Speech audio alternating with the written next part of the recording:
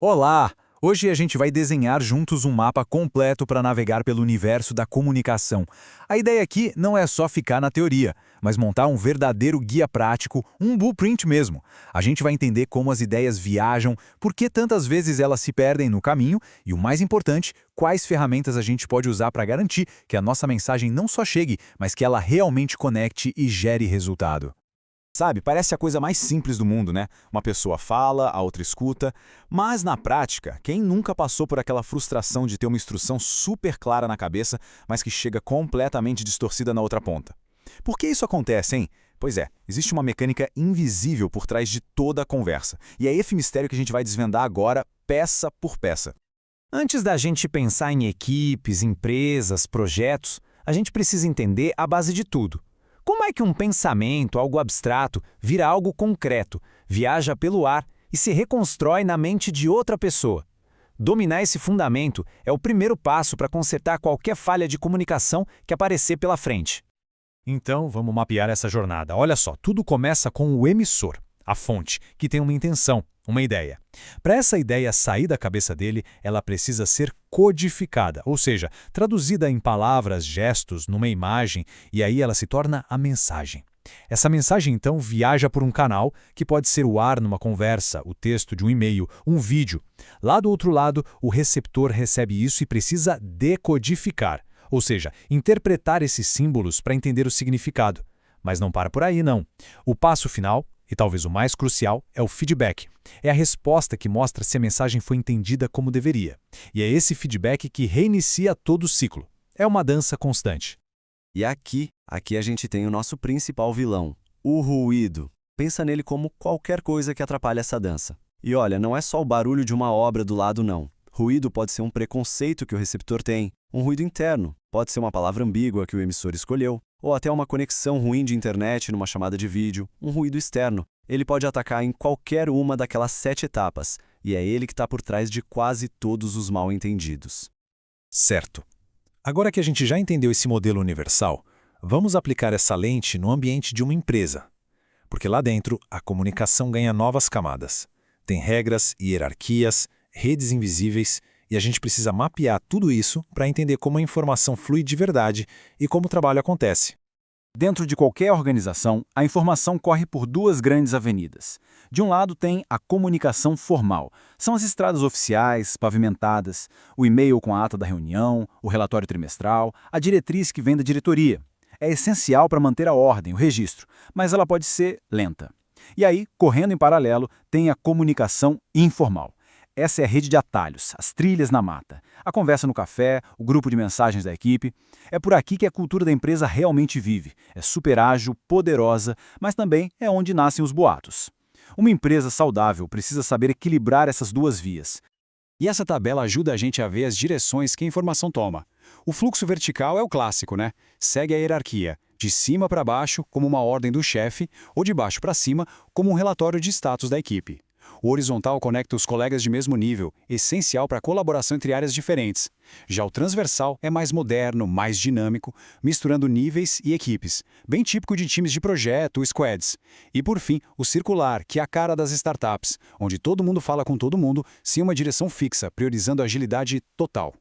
Mas olha, não importa a direção. A escolha da ferramenta certa para enviar a mensagem é fundamental. É aí que entra o conceito de riqueza do canal. Um canal rico, tipo uma conversa cara a cara, transmite muito mais que palavras. Tem tom de voz, linguagem corporal, feedback na hora. É perfeito para assuntos delicados ou complexos, como dar um feedback de desempenho. Já um canal pobre, como um e-mail em massa, é super enxuto. É eficiente para mensagens simples e diretas, tipo avisar sobre um feriado. O perigo é usar um canal pobre para uma mensagem rica, tipo demitir alguém por mensagem de texto. É a receita para o desastre. Bom, já conhecemos a estrutura ideal, o mapa do tesouro. Agora vamos explorar o lado sombrio, as falhas.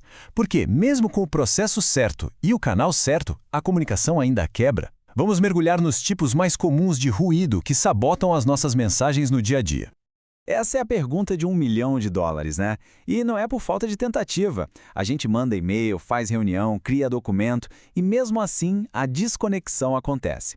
As barreiras que a gente vai ver agora são as principais suspeitas por trás dessa falha que parece crônica.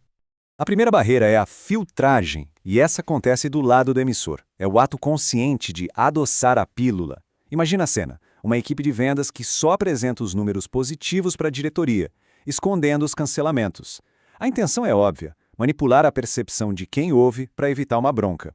E quanto mais degraus uma mensagem tem que subir na hierarquia, maior a chance dela ser filtrada um pouquinho em cada etapa. Se a filtragem é uma distorção de propósito do emissor, a percepção seletiva é uma distorção muitas vezes inconsciente de quem recebe. A gente não vê o mundo como ele é, a gente vê o mundo como nós somos. O receptor escuta a mensagem através das lentes das suas próprias experiências, dos seus medos, das suas esperanças. Um gerente super otimista pode ouvir "tem um pequeno risco no projeto" e entender como "tá tudo sob controle", porque é isso que ele quer ouvir. O efeito halo é um atalho mental bem perigoso. Funciona assim. Um colega fez uma apresentação incrível uma vez. Por causa desse efeito, a gente passa a achar que todas as ideias dele são geniais, mesmo as que não são tão boas. E o contrário, o chamado efeito chifre, também existe. Um erro grande que alguém cometeu no passado pode fazer a gente duvidar de tudo que essa pessoa fala hoje. Ou seja, uma única qualidade, boa ou ruim, cria uma espécie de auréola que nos cega para a mensagem de verdade. E para fechar, uma barreira que define a nossa era: a sobrecarga de informação. Nosso cérebro tem um limite. Quando a gente é bombardeado com e-mails, notificações, relatórios, reuniões sem fim, a gente não fica mais informado. A gente simplesmente paralisa. O excesso de informação vira um ruído tão alto que impede a gente de escutar, de analisar e, principalmente, de decidir. A resposta não é ter mais informação, mas sim ter a informação certa. Ok, já mapeamos o processo, já diagnosticamos os problemas. E agora, o que a gente faz? Agora vamos para a parte mais importante, as soluções. Como é que a gente pode, na prática, superar essas barreiras e dominar de vez o blueprint da comunicação? Vamos focar em duas habilidades que mudam completamente o jogo. Tudo começa com a nossa postura. De um lado, tem o estilo agressivo. Ele enxerga a comunicação como uma batalha que precisa ser vencida. O objetivo é impor a própria vontade, custe o que custar. Isso só gera ressentimento e quebra a confiança. Do outro lado, numa outra frequência, está o estilo assertivo.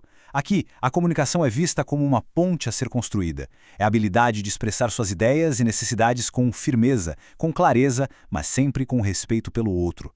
O foco não é vencer, é chegar ao entendimento mútuo. A assertividade é o alicerce de tudo. A primeira superhabilidade é a escuta ativa. Porque, vamos ser honestos, a maioria de nós não escuta para entender. A gente escuta enquanto já está preparando a resposta na cabeça. A escuta ativa é o exato oposto. É silenciar essa voz interna e se concentrar 100% no que o outro está dizendo com palavras e com o corpo. Na prática, isso é parafrasear o que se ouviu, então deixa eu ver se eu entendi. O que te preocupa e fazer perguntas para aprofundar, não para confrontar. É a ferramenta mais poderosa para desarmar conflitos e garantir que a mensagem foi recebida como deveria. E a segunda ferramenta é a comunicação não violenta, a famosa CNV. Ela nos dá um roteiro de 4 passos para a gente se expressar de forma assertiva. Primeiro, descreva a observação. O que aconteceu de fato, sem julgar. Segundo, expresse o sentimento que aquilo te causou. Terceiro, identifique a necessidade sua que não foi atendida. E quarto, faça um pedido claro e concreto. Então, em vez de dizer "você nunca entrega no prazo, é um irresponsável", você diria algo como: "Quando o relatório não chegou na sexta, observação, eu me senti ansioso, sentimento, porque eu preciso de previsibilidade para planejar a semana. Necessidade. Você poderia me avisar com um dia de antecedência se houver um atraso da próxima vez? Petido? Percebe a diferença?" E um pilar da CNV é a empatia de verdade. Empatia não é dizer "calma, não é para tanto" ou "nossa, comigo aconteceu algo pior". Isso invalida o que o outro está sentindo. Empatia também não é pular para dar uma solução. A empatia genuína, como a gente vê aqui, é simplesmente estar presente, ouvir de verdade e refletir o que você percebeu. Parece que você está se sentindo muito frustrado com essa situação. É validar o sentimento da outra pessoa e isso cria uma conexão poderosa. Isso tudo nos leva à grande ideia central de todo esse nosso blueprint. A comunicação que funciona de verdade não é um monólogo, não é só sobre a clareza de quem fala. O verdadeiro sucesso acontece quando o entendimento é criado em conjunto, quando um significado compartilhado. O objetivo final não é só enviar um pacote de dados, é construir uma ponte de compreensão mútua. E para a gente fechar, fica uma reflexão. Nós vimos o processo, as redes, as barreiras como filtragem e percepção seletiva, o efeito halo, a sobrecarga de informação e as habilidades de escutativa e CNV. De todas essas peças, qual dessas barreiras você mais reconhece no seu trabalho, na sua vida? Identificar qual é o nosso principal ruído é o primeiro e mais poderoso passo para começar a construir pontes mais fortes. A jornada para uma comunicação mais clara começa agora.